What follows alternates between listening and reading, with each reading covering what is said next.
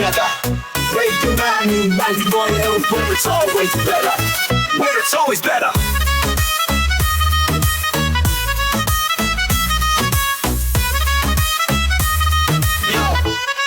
Yo, सुबह का सूरज या शाम का रंग, we bring you joy हर जुबान का धन. Community की बात हम है आपके साथ, let's spread the love, चलो मिल के साथ. Tune in, turn up, दिल से बात करो. Radio Manu 92 FM के साथ चलो. Every voice counts, हर लम्हा यहाँ. चलो बात करके देखते हैं, let's all shine on. Yo, let's all go. सेहत की बात और dreams to share. Radio Manu 92 FM, we're always there. From unity to joy, we bring the light. Every word, every tune makes everything right. Listen up, it's time to unite. Radio Manu 92 FM, shining bright. Dill se suno, we love and care. Chalo baat karke dekhte hain, let's take it there. So come along for the ride. Radio Manu 92 FM, we're by your side. चलो बात करके देखते हैं. Your voice, your guide.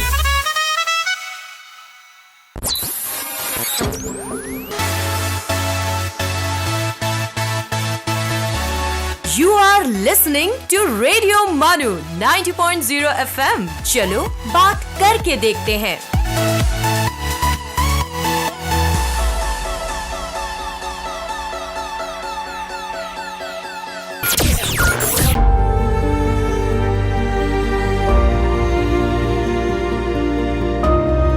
ये है radio मानू 90.0 FM. पेश है सलाम सिनेमा.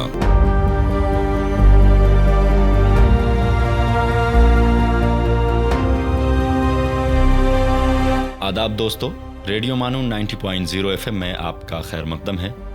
आप सुन रहे हैं सलाम सिनेमा. जैसा कि आप जानते हैं कि हम सलाम सिनेमा के एपिसोड्स में हिंदी फिल्मी जगत की सुनी अनसुनी, कही अनकही कहानियां लेकर हाजिर होते हैं. तो आइए आज हम जानिसार अख्तर साहब के बारे में जानते हैं. हमने ये खाका मशहूर कलमकार कश्मीरी लाल जाकिर की किताब यारान तेज़ गाम से लिया है. पेश खिदमत है खाका बाउनवान ज़ेर लब से घर आंगन तक. मैं जानिसार अख्तर से पहली बार मिलने से पहले ही उससे कई बार मिल चुका था, और ये मुलाकातें अख्तर की मरहूम शरीक हयात सफ़िया अख्तर की वसातत से हुई थीं. उसके खतूत पढ़कर जो वो जानिसार अख्तर को लिखती रही थी, और जिन्हें बाद में अख्तर ने ज़ेर लब के उन्वान से किताब की शक्ल में छपवा दिया था. एक औरत किसी मर्द को इस हद तक भी प्यार कर सकती है, इसका मुझे यकीन नहीं था. औरत प्यार तो कर सकती है, लेकिन सिर्फ उस मर्द से जो उसका महबूब है. महबूब जब खाविंद बन जाए तो प्यार सिर्फ एक फॉर्मेलिटी बनकर रह जाता है और सिर्फ जमा तफरीक के काम आता है. रोज़मर्रा की ज़िंदगी की छोटी छोटी परेशानियाँ, मुख्तलिफ़ मुद्दों पर अखराजात की तफसीलें और नून तेल लकड़ी का हिसाब किताब, इस सब में प्यार की गुंजाइश ही कहाँ रह जाती है. आपसी झकझक के बाद कहीं रात को बंद किवाड़ों के अंदर जब दोनों अकेले होते हैं तो प्यार तो खैर नहीं, अलबत्ता सेक्स की लज्जत ज़रूर बाकी रह जाती है. और इस तरह अज़दवाजी रिश्ते में बंध कर एक दूसरे से प्यार करने वाले दो इंसान ज़िंदगी भर तलखियों, रंजिशों और बखेड़ों का जुआ गले में डाले कोल्हू के बैल की तरह घूमते रहते हैं. जब मैंने सफ़िया अख्तर के खतूत को पढ़ा तो मुझे कई बार ये भी ख्याल आया कि हो सकता है कि उनमें ख़ुद अख्तर ने अपनी तरफ से इजाफ़े करके ख़तों को छपवाया हो, और असल में जिस बेपनाह मोहब्बत और परस्तारी की तस्वीर जो उन खतूत में मिलती है, वो तस्वीर इतनी शोख और दिलकश न हो. इस दौरान मैंने उन दोस्तों से भी उन खतूत का ज़िक्र किया जो जानिसार अख्तर और सफ़िया को बहुत करीब से जानते थे. उन सब की यही राय थी कि सफ़िया ने वाकई अख्तर को वालिहाना तौर पर चाहा था, और वो उम्र भर वाकई बिरहा की आग में जलती रही थी, और उसने अपने दोनों बेटों को मर मर कर पाला था. उसके बाद मैंने ज़ेर लब के खतूत को जब भी पढ़ा, मुझे यही लगा कि मैं जानिसार अख्तर से एक नई मुलाकात कर रहा था, और इस मुलाकात में सफ़िया एक इंटरप्रेटर के फ़राइज़ सर अंजाम दे रही थी. جب اختر سے پہلی بار ملا تو اس کی شکل و صورت کی جو تفاصیل ان خطوط میں دیکھ چکا تھا 100% وہی تھیں۔ وہی لمبے روکھے بال، وہی ڈھیلا ڈھالا پاجامہ، وہی میلا سا کرتا، اور وہی سوئی سوئی خواب آلود آنکھیں۔ سچ مانیے مجھے صفیہ پر بڑا ترس آیا۔ کیا وہ عمر بھر اسی آدمی پر مرتی رہی تھی جو فلم سٹار نمی سے کرائے کی رقم لے کر جب بمبئی سے لکھنؤ پہنچا تھا تو صفیہ قبر میں اتاری جا چکی تھی۔ صفیہ زندگی بھر جس کی پرستار رہی وہ آخری لمحوں میں بھی اس کے پاس نہ پہنچ سکا تھا۔ میں اختر کو اس لیے کبھی معاف نہیں کر سکتا۔ ہجر کی آگ اندر ہی اندر دہکتی رہی تھی اور صفیہ کی ہڈیاں پگھلاتی رہی تھی، اور انہی پگھلی ہوئی ہڈیوں کی سرد راکھ سے جانثار اختر نے وہ نظم کہی تھی جس کا عنوان خاک دل تھا۔ یہ نظم واقعی بڑی تأثر انگیز ہے۔ نظم طویل ہے، اس کے صرف 3 بند پیش کر رہا ہوں۔ لکھنؤ میرے وطن، میرے چمن زار وطن، تیرے گہوارے آغوش میں اے جان بہار، اپنی دنیائے حسین دفن کیے جاتا ہوں۔ تو نے جس دل کو دھڑکنے کی ادا بخشی تھی، آج وہ دل بھی یہیں دفن کیے جاتا ہوں۔ اے میری روح چمن، خاک لحد سے تیری، آج بھی مجھ کو تیرے پیار کی بو آتی ہے۔ زخم سینے کے مہکتے ہیں تیری خوشبو میں، وہ مہک ہے کہ میری سانس گھٹی جاتی ہے۔ مجھ سے کیا بات بنائے گی زمانہ کی جفا، موت خود آنکھ ملاتے ہوئے شرماتی ہے۔ چوم کر آج تیری خاک لحد کے ذرے، ان گنت پھول محبت کے چڑھاتا جاؤں۔ جانے اس سمت کبھی میرا گزر ہو کہ نہ ہو، آخری بار گلے تجھ کو لگاتا جاؤں۔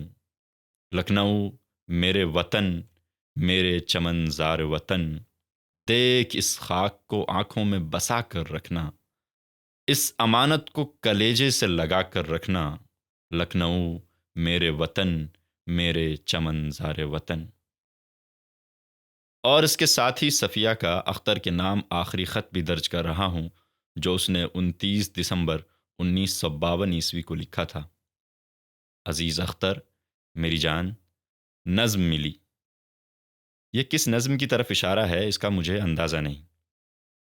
تمہارا بہت پیارا تحفہ، سچ مانو میرے آنسو ہی تو چھلک پڑے۔ آج میں کتنی مغرور ہوں اور نازاں۔ مجھے تمہاری محبت، ملائمت، دوستی، شفقت، خلوص اور اعتماد سب کچھ تو حاصل ہو رہا ہے۔ آج مجھے محسوس ہوا کہ میں نے تمہاری شاعری کو بھی جیت لیا ہے۔ اب مجھے اور کیا چاہیے؟ اختر، آؤ تم مجھے مرنے نہ دو، میں مرنا نہیں چاہتی، البتہ میں تھک بہت گئی ہوں۔ ساتھی، آؤ میں تمہارے زانوں پر سر رکھ کر ایک طویل نیند لے لوں، پھر تمہارا ساتھ دینے کے لیے اٹھ کھڑی ہوں گی۔ میرے بے شمار پیار تم پر نچھاور ہیں۔ تمہاری اپنی صفو۔ 1959 میں دہلی میں ایشین رائٹرز کانفرنس ہوئی، اس میں جانثار اختر بھی موجود تھا۔ اس کانفرنس میں جن دوستوں سے میں پہلی بار مل رہا تھا ان میں جانثار اختر بھی تھا۔ مجھے صدمہ ہوا جب میں نے اس کے ساتھ کھڑی ایک دبلی پتلی لڑکی دیکھی جس کا تعارف اس نے خدیجہ، میری بیوی کہہ کر کروایا۔ کیا یہ وہی شخص تھا جس نے خاک دل نظم کہی تھی؟ کیا اختر اتنی جلدی صفیہ کو بھول گیا؟ کیا اس کے زخم اتنی جلدی بھر گئے تھے؟ میرے ذہن کی کیفیت ایک دم ایسی ہو گئی کہ میں زیادہ دیر اختر کے قریب کھڑا نہ رہ سکا۔ یہ بھی سنا کہ یہ اختر کی لو میرج تھی۔ مجھے اختر کی یہ حرکات جانے کیوں بری لگی۔ شاید میں دقیانوسی تھا اور اس سچویشن سے سمجھوتا نہ کر سکا تھا۔ اس کے بعد کئی برسوں تک اختر سے میری ملاقات نہ ہوئی۔ آنکھ جھپکنے ہی میں 10 سال گزر گئے، اور پھر اختر سے میری ملاقات چندی گڑھ میں ہوئی، جہاں سکھدیو پرشاد، بمبئی کے پنّا لال مہیشوری اور میں نے اور کچھ اور دوستوں نے کچھ ادب نواز حضرات کے تعاون سے جشن غالب کا 3 روزہ پروگرام مرتب کیا تھا۔ آخری دن مشاعرہ تھا۔ پہلا دن فلمی ہستیوں کے اجتماع کے لیے رکھا گیا تھا۔ دوسرے دن قوالیاں ہوئی تھیں۔ اس قسم کا مشاعرہ چنڈی گڑھ میں پھر کبھی نہیں ہوا۔ مشاعرہ میں ترقی پسند شاعروں کا سارا قافلہ موجود تھا۔ اس میں جانثار اختر بھی شامل تھا اور اس کے ساتھ اس کی دوسری بیوی خدیجہ بھی بمبئی سے آئی تھی۔ 1956 میں جس دبلی پتلی لڑکی سے میرا تعارف ہوا تھا، اب وہ زندگی کے اتار چڑھاؤ دیکھ چکی تھی اور خاصی میچیور لگنے لگی تھی۔ اختر کی شکل و صورت اور عادتیں ویسی ہی تھیں، رتی بھر فرق نہ تھا۔ مجھے لگا جانثار اختر کا ماؤنٹ آف وینس بہت اسٹرانگ تھا، ورنہ اس جیسی ناہموار زندگی رکھنے والے مرد میں عورتوں کے لیے اتنی زیادہ کشش کیوں ہوتی؟ اختر نے مشاعرے میں اپنے سوئے ہوئے انداز میں ایک نظم سنائی تھی۔ نظم کا عنوان مجھے یاد نہیں، لیکن اتنا ضرور یاد ہے کہ اسے بہت داد ملی تھی۔ نظم کے بعد اس نے غزل کے کچھ اشعار بھی سنائے تھے۔ 2 شعر تو مجھے بہت ہی پیارے لگے۔ آراستہ بدن پہ ہیں زخموں کے پیرہن، آراستہ بدن پہ ہیں زخموں کے پیرہن، شاید یہ لوگ کوئے بہاراں سے آئے ہیں، ایسے میں زلف یار نہ کر، ایسے میں زلف یار نہ ہم سے گریز کر، ہم آج تیرے پاس پریشاں سے آئے ہیں۔ تو دوستو، اب وقت ہو چلا ہے ایک وقفے کا۔ سلام سنیما کے اس ایپیسوڈ میں ہم سن رہے ہیں جانثار اختر کا خاکہ کشمیری لال ذاکر کے قلم سے۔ ملتے ہیں ایک بریک کے بعد۔ You are listening to Salam Cinema, Radio Manu 90.0 FM's Cinema Stories.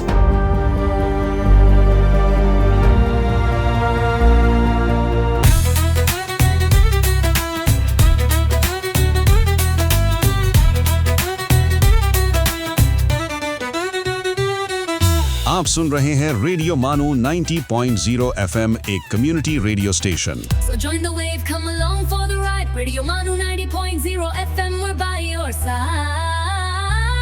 چلو بات کر کے دیکھتے ہیں. Your voice, your guide.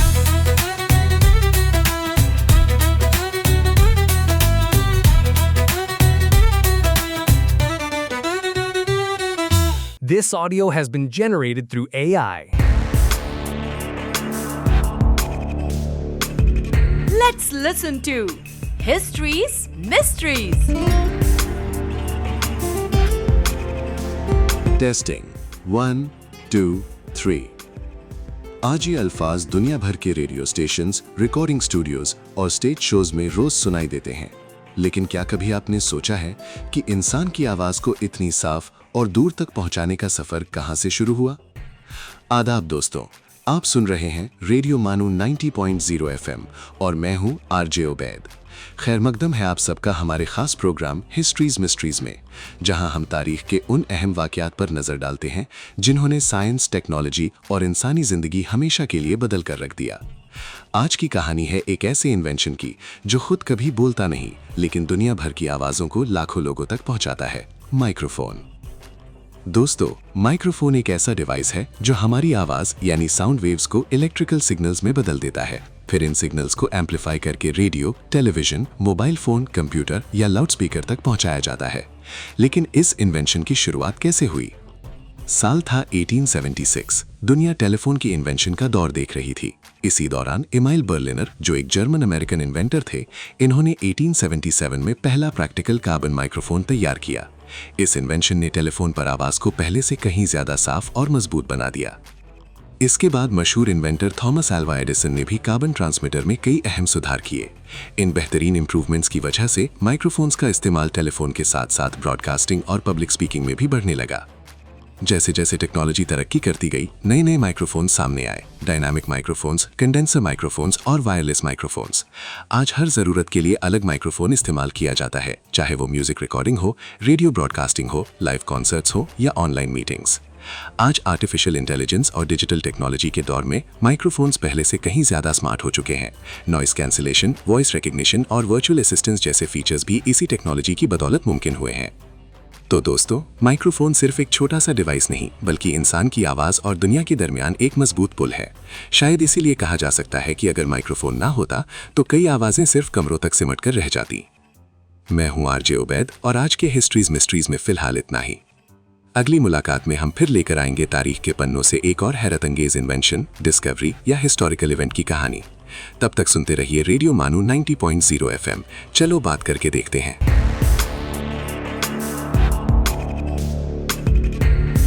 सुन रहे थे histories mysteries.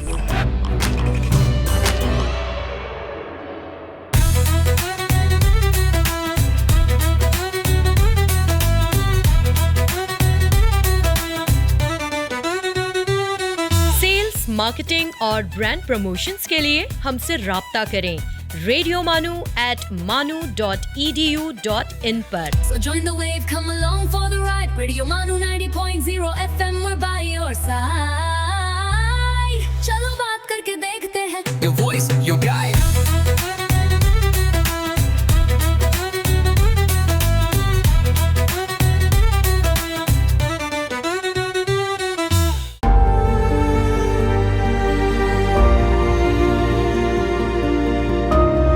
You are listening to Salam Cinema, Radio Manu 90.0 FM's Cinema Stories.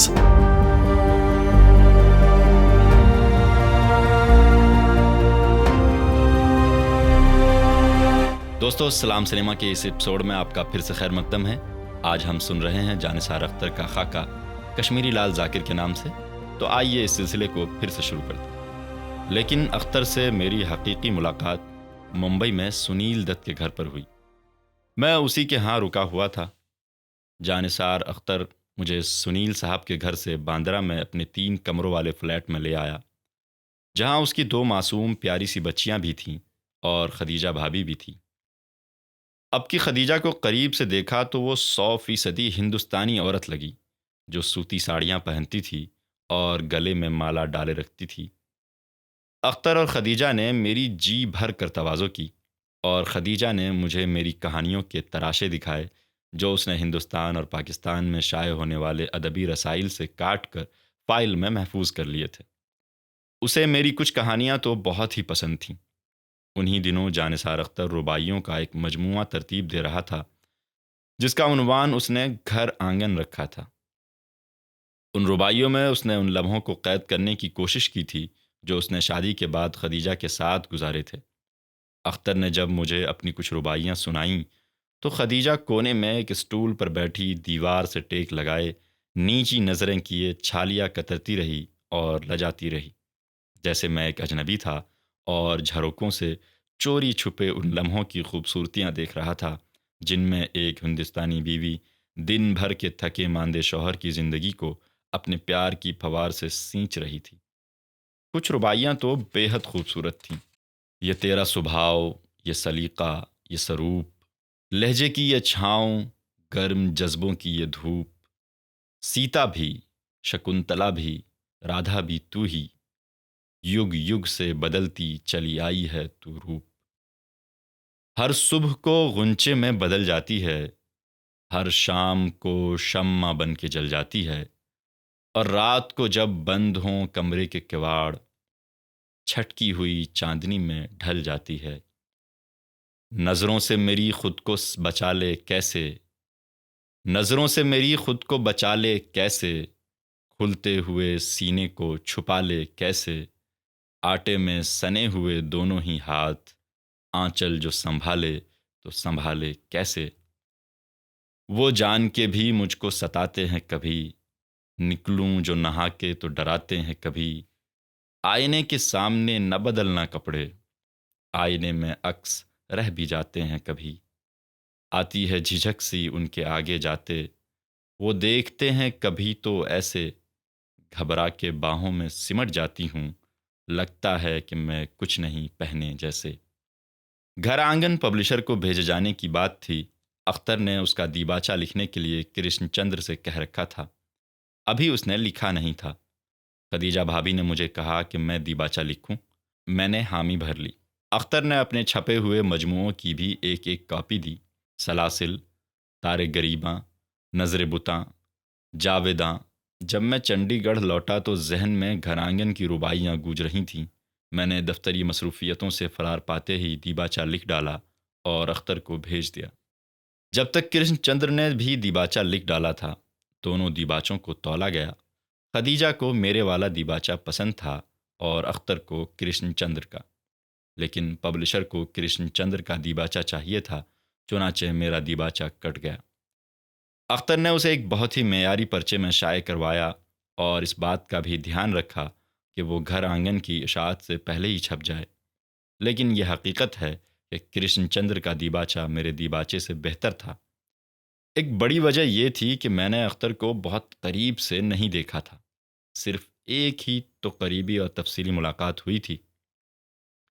اس کے برعکس کرشن چندر نے اس کے ساتھ عمر کا ایک حصہ گزارا تھا۔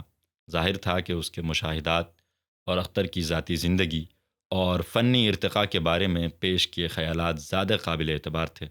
بمبئی میں جو 3-4 شامیں ہم دونوں نے ایک ساتھ گزاریں، ان میں اختر نے مجھے اپنی ابتدائی زندگی کے بارے میں بڑی اہم معلومات بہم پہنچائیں جن کا مجھے علم نہیں تھا، لیکن جن کے بارے میں کرشن، جعفری، مجروح، ساحر اور اس کے دوسرے ترقی پسند دوست بخوبی واقف تھے۔ جانثار اختر 1914 میں گوالیار میں پیدا ہوا، جہاں اس کے والد مستر خیرآبادی بطور سیشن جج تعینات تھے۔ مستر خیرآبادی خود ایک بہت اچھے شاعر تھے۔ اس طرح اختر کو ادبی ذوق اور شاعری ورثے میں ملی تھی۔ گوالیار سے میٹرک کرنے کے بعد اختر نے علی گڑھ یونیورسٹی میں داخلہ لے لیا۔ یہیں اس کے ادبی ذوق کو نمو ملی اور اس کی شہرت بطور شاعر علی گڑھ سے باہر بھی جا پہنچی۔ جب وہ BA کا طالب علم تھا تو اس نے ایک ایسی نظم کہی جس نے اسے ایک دم مشہور کر دیا۔ نظم کا عنوان تھا گرلز کالج کی لاری۔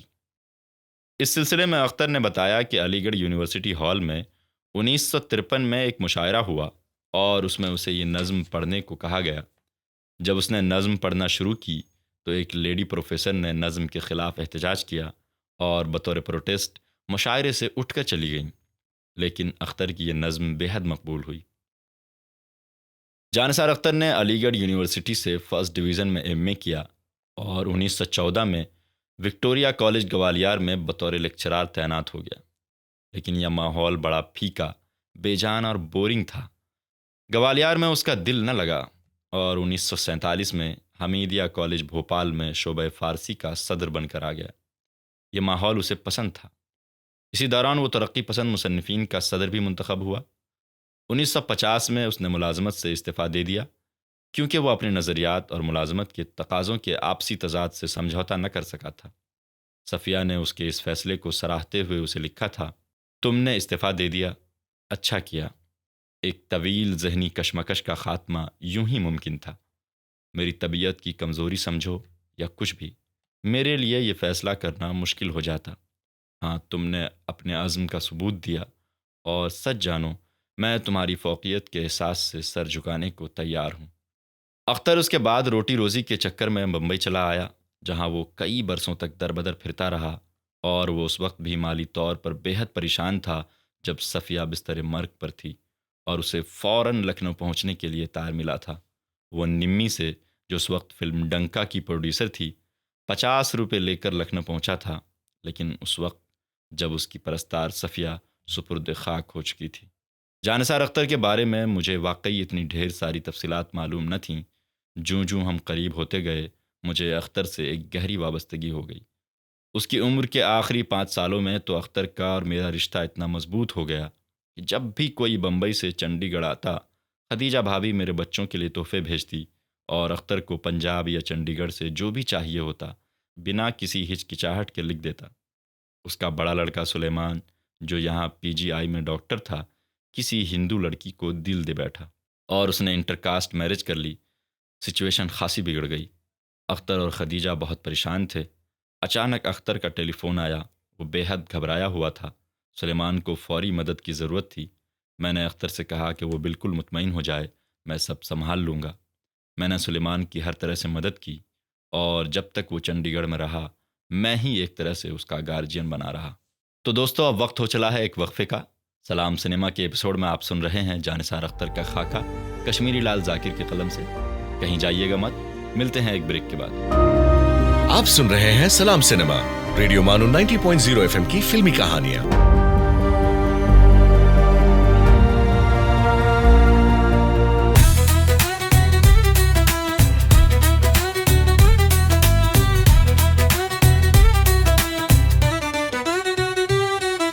You are listening to Radio Manu 90.0 FM, a community radio station. So join the wave, come along for the ride. Radio Manu 90.0 FM, we're by your side. Chalo baat karke dekhte hain. Your voice, your guide.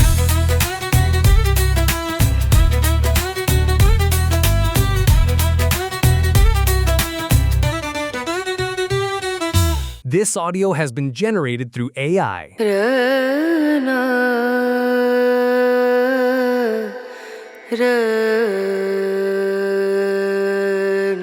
ये है radio मानू 90.0 FM। आइए अब सुनते हैं the mindful minute.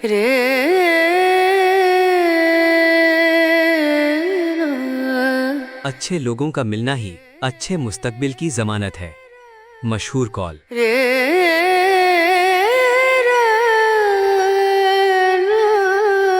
I write to discover what I know. Flannery O'Connor.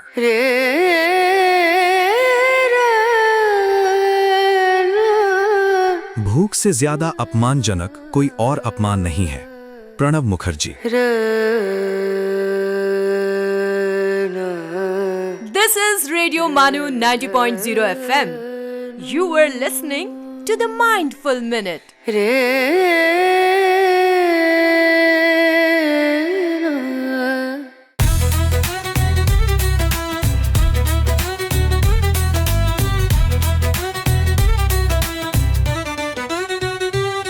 For sales, marketing and brand promotions, write to us on Radio Manu at manu.edu.in.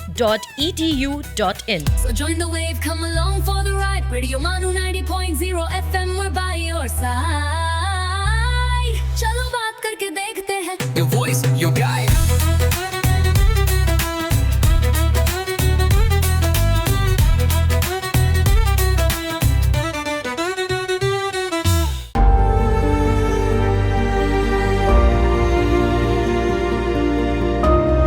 आप सुन रहे हैं सलाम सिनेमा, रेडियो मानो 90.0 एफएम की फिल्मी कहानियां।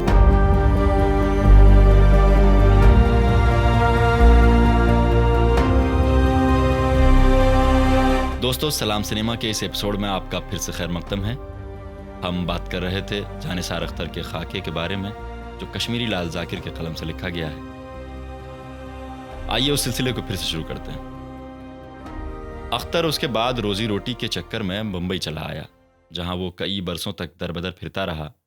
और वो उस वक्त भी माली तौर पर बेहद परेशान था जब सफ़िया बिस्तर मर्ग पर थी और उसे फ़ौरन लखनऊ पहुंचने के लिए तार मिला था। वो निम्मी से, जो उस वक्त फिल्म डंका की प्रोड्यूसर थी, 50 रुपये लेकर लखनऊ पहुंचा था। लेकिन उस वक्त जब उसकी परस्तार सफ़िया सुपुर्द खाक हो चुकी थी। जानिसार अख्तर के बारे में मुझे वाकई इतनी ढेर सारी तफसीलात मालूम न थीं। जूं हम करीब होते गए, मुझे अख्तर से एक गहरी वाबस्तगी हो गई। उसकी उम्र के आखिरी 5 सालों में तो अख्तर का और मेरा रिश्ता इतना मजबूत हो गया कि जब भी कोई बम्बई से चंडीगढ़ आता, खदीजा भाभी मेरे बच्चों के लिए तोहफे भेजती और अख्तर को पंजाब या चंडीगढ़ से जो भी चाहिए होता बिना किसी हिचकिचाहट के लिख देता।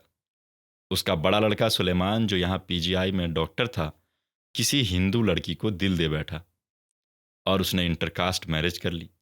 सिचुएशन खासी बिगड़ गई। अख्तर और खदीजा बहुत परेशान थे। अचानक अख्तर का टेलीफोन आया। वो बेहद घबराया हुआ था। सुलेमान को फौरी मदद की ज़रूरत थी। मैंने अख्तर से कहा कि वो बिल्कुल मुतमईन हो जाए, मैं सब संभाल लूँगा। मैंने सुलेमान की हर तरह से मदद की और जब तक वो चंडीगढ़ में रहा, मैं ही एक तरह से उसका गार्जियन बना रहा। एक बार पंजाब यूनिवर्सिटी के मुशायरे में शिरकत के लिए जब अख्तर चंडीगढ़ आया तो मुंतज़िमीन मुशायरा के इसरार के बावजूद वो मेरे ही घर ठहरा, और वो भी मेरी गैर हाज़िरी में। मैं ख़ुद उन दिनों चंडीगढ़ से बाहर था। बम्बई लौट कर उसने एक बड़ा ही खुलूस भरा ख़त लिखा कि मेरी गैर हाज़िरी के बावजूद उसे मेरे घर में हर तरह की सहूलत मिली और मेरी माँ ने उसकी बहुत देखभाल की। यह थी अख्तर और मेरे ताल्लुक़ात की मंजिल। इसमें कितना खुलूस और अपनापन था, इसका अंदाज़ा उसके हर ख़त से होता है जो वो मुझे कभी कभार लिखता था। उम्र के आखिरी दौर में जानिसार अख्तर की शायरी ने एक नया मोड़ लिया। उसने नज़्म का मैदान छोड़कर गज़ल में नए नए तजर्बे किए। उधर उसे खाके दिल पर सोवियत लैंड नेहरू अवार्ड मिला, इधर वो गज़ल को नया लहजा, नया रूप, नया आहंग देने में लगा रहा। जब वो नरगिस भाभी के साथ रूस का दौरा करके वापस आया तो वो बेहद खुश था। खदीजा ने अपने फ्लैट की शक्ल सूरत बदल डाली थी। अख्तर ने टेलीविज़न लेने का भी प्रोग्राम बना लिया था और ख़ासा मुतमईन नज़र आता था। उन्हीं दिनों साबिर दत्त ने अपने मैगज़ीन فن اور شخصیت کا جانثار اختر نمبر نکالنے کا بھی پروگرام بنا ڈالا۔ اختر کے دوست اس کی شخصیت اور شاعری پر مضمون لکھ رہے تھے اور وہ خود اپنی پیاری پیاری غزلوں کے مصرے تراش رہا تھا اور فلموں کے گیت لکھ رہا تھا۔ نوشاد سے اس کی اکثر سٹنگز رہتی تھی۔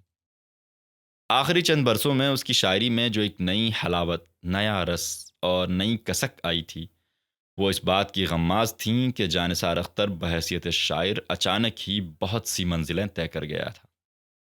اس کا ثبوت اس کا آخری مجموعہ کلام پچھلے پہر ہے، جو واقعی اس کی زندگی کا پچھلا پہر ثابت ہوا۔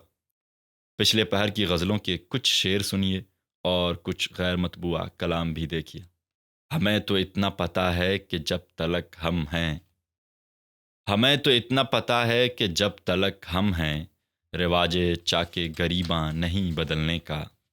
زندگی یہ تو نہیں تجھ کو سنوارا ہی نہ ہو، کچھ نہ کچھ ہم نے تیرا قرض اتارا ہی نہ ہو۔ اشعار میرے یوں تو زمانے کے لیے ہیں، اشعار میرے یوں تو زمانے کے لیے ہیں، کچھ شعر فقط ان کو سنانے کے لیے ہیں۔ سوچو تو بڑی چیز ہے تہذیب بدن کی، سوچو تو بڑی چیز ہے تہذیب بدن کی، ورنہ تو بدن آگ بجھانے کے لیے ہیں۔ اور کیا اس سے زیادہ کوئی نرمی برتوں، اور کیا اس سے زیادہ کوئی نرمی برتوں، دل کے زخموں کو چھوا ہے تیرے گالوں کی طرح۔ کس کی دہلیز پہ لے جا کے سجائیں اس کو، کس کی دہلیز پہ لے جا کے سجائیں اس کو، بیچ رستے میں کوئی لاش پڑی ہے یارو۔ میں سو بھی جاؤں تو کیا میری بند آنکھوں میں، میں سو بھی جاؤں تو کیا میری بند آنکھوں میں، تمام رات کوئی جھانکتا لگے ہے مجھے۔ میں زندگی میں بڑی دور تک چلا آیا، میں زندگی میں بڑی دور تک چلا آیا، کسی کے غم نے بڑا آسرا دیا ہے مجھے۔ مٹ گیا پر تیری باہوں نے سمیٹا نہ مجھے، مٹ گیا پر تیری باہوں نے سمیٹا نہ مجھے، شہر در شہر میں گلیوں میں بکھرتا ہی رہا۔ شکستہ میز پہ رکھی ہوئی یہ بند گھڑی، شکستہ میز پر رکھی ہوئی یہ بند گھڑی، نہ جانے کیوں میری ہر بات کا جواب لگے۔ زخموں کے چاند لبوں کے گلاب مانگے ہے، زخموں کے چاند لبوں کے گلاب مانگے ہے، بدن کی پیاس بدن کی شراب مانگے ہے۔ اور پھر ایک شام جانثار اختر اپنی غزل کے ایک شعر کا خمار اپنی خوابناک آنکھوں میں لیے ہسپتال کے اسپیشل وارڈ میں خدیجہ اور اپنے بچوں سے منہ موڑ کر چپ چاپ اس وادی کی طرف چلا گیا جہاں آج سے بہت برس پہلے اس کی پرستار صفیہ لڑکھڑاتے قدموں سے اکیلی نکل گئی تھی۔ ہماری قدر کرو اے سخن کے متوالو، ہماری قدر کرو اے سخن کے متوالو، غزل کے کل نہ ملیں گے مزاج داں ہم سے۔ دوستو، سلام سنیما کے اس ایپیسوڈ میں آپ سن رہے تھے کشمیری لال ذاکر کی مشہور کتاب یاران تیزگام سے جانثار اختر کا خاکہ۔ آج کے لیے بس اتنا ہی۔ اگلے ایپیسوڈز میں آپ کو ہم اسی کتاب کے چند اور خاکوں سے روبرو کروائیں گے۔ آج کے لیے اپنے میزبان یعنی محمد شیزان علی کو اجازت دیجیے۔ ملتے ہیں اگلے ایپیسوڈز میں، تب تک کے لیے الوداع۔ You were listening to Salam Cinema, Radio Manu 90.0 FM's Cinema Stories.